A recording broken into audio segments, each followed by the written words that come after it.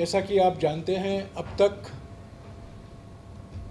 369 सीटों में चुनाव हो चुका है और आज 49 सीटों में चुनाव हो रहे हैं। तो आज 5 चरण में चुनाव खत्म हो जाएंगे और 2 ही चरण बाकी रहेंगे। पहले 2 चरण के बाद ही 19 अप्रैल और 27 अप्रैल के बाद ही ये स्पष्ट हो गया था कि दक्षिण भारत में बीजेपी साफ और उत्तर भारत, पश्चिमी भारत और पूर्वी भारत में बीजेपी हाफ।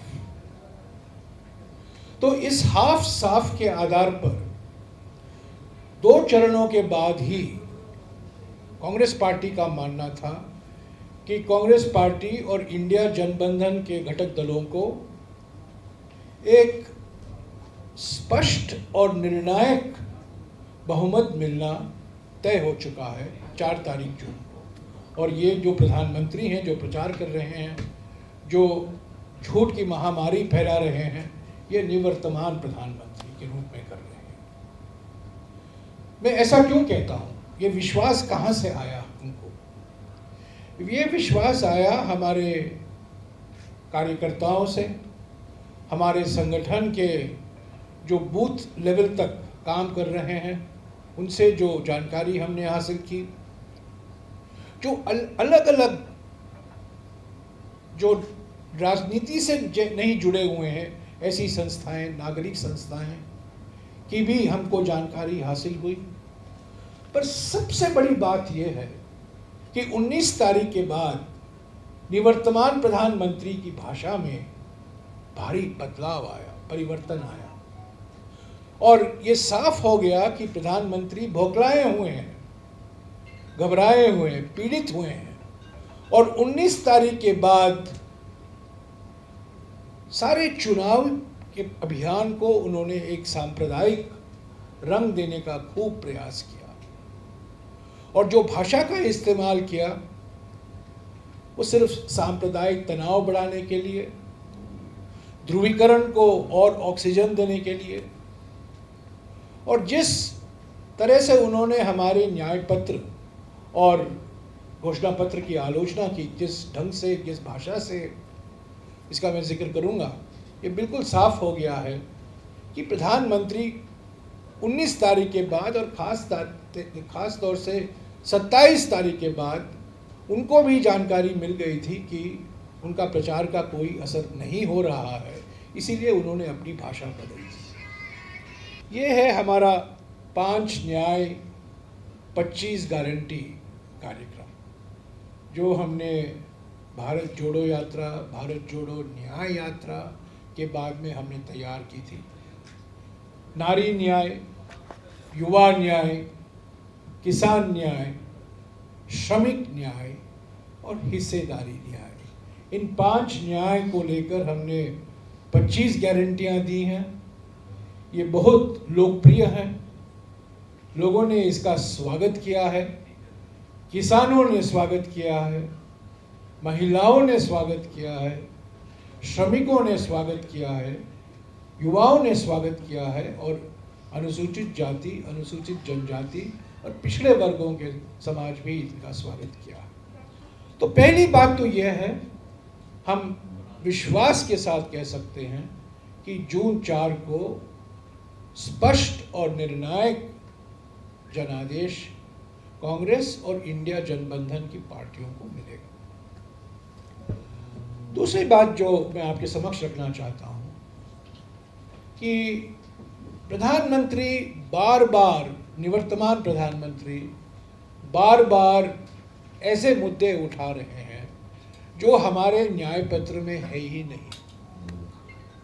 और जैसा कि मैंने कहा, सारा उनका चुनाव प्रचार हिंदू, मुस्लिम, मंगलसूत्र, भैंस, विरासत कर, अलग अलग मुद्दों से लेकर है जो हमारे न्याय पत्र से संबंध ही नहीं रखता, जिसका जिक्र हमने किया ही नहीं है हमारे घोषणा पत्र में। तो बार बार झूठ बोलकर, अभी नया जो झूठ प्रचार कर रहे हैं, धर्म के आधार पर आरक्षण देने का हमने वादा किया है, ये सरासर झूठ है, बिल्कुल झूठ है।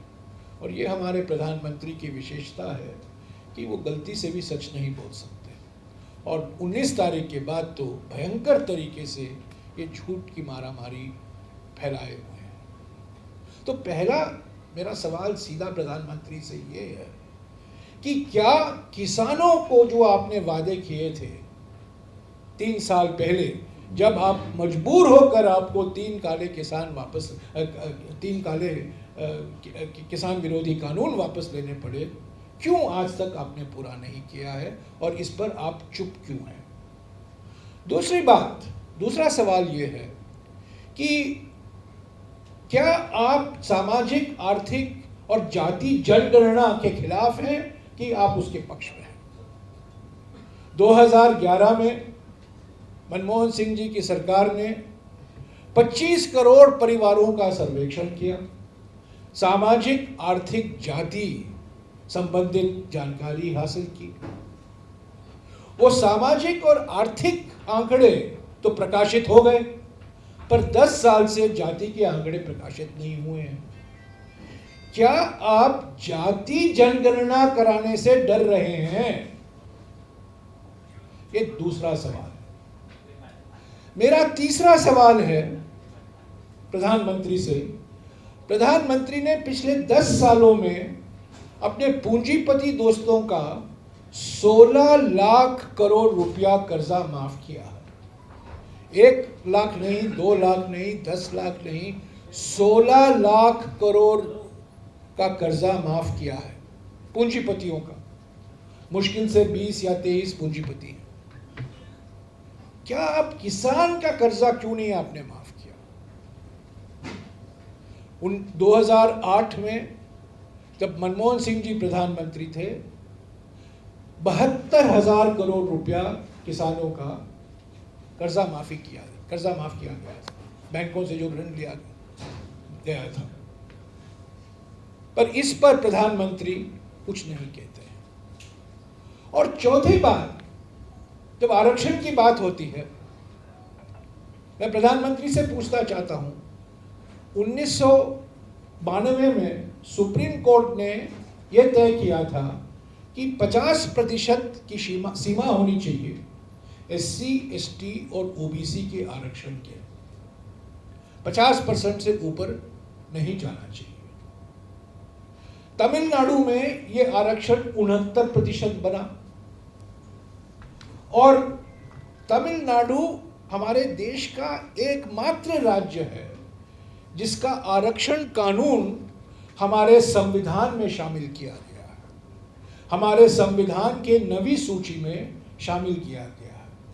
यानी कि 50% के बावजूद, सीमा के बावजूद आप उसको पार कर सकते हैं तमिलनाडु में, क्योंकि यह 9वीं सूची में शामिल किया गया है।